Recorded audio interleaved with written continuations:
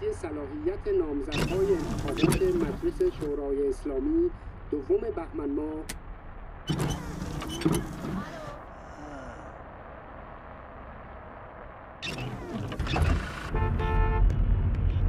مد شده؟ چی مد شده؟ هفته پیشم یکی از همکاراتو با بچهش سوار کردم. چند؟ 100 تومن. چی؟ فکر کردی رو گنج خوابیدم. بیل گیت که نیستم. گفتم 100 تومن. بیا و با ما به هزین باش. عمو جون اسمت چیه عمو جون؟ تو به مامانت یه چیزی بگو. بهش بگو من فقط همینو دارم.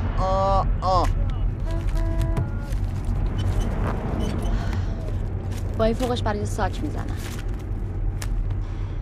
بزن هیچی بهتره.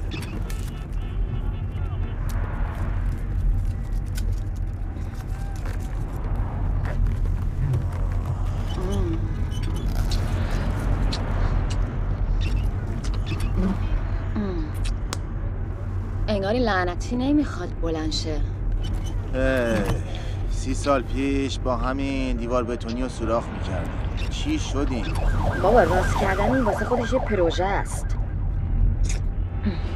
خارکسته بی همه چیز. خارکسته. چی شد؟ پایین بمون دخترمه.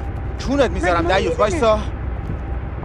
برو کنار. همش واسه یه قدم زدن. تو کار مردم دخالت نکن، تو کار خودتو بکن. چونت میذارم دیوسه به دست سگ.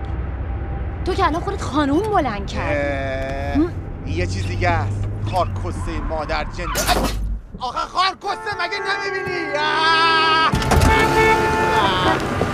کار میکنی؟ ماشین رو داغون کردی. الیاس بودو بریم.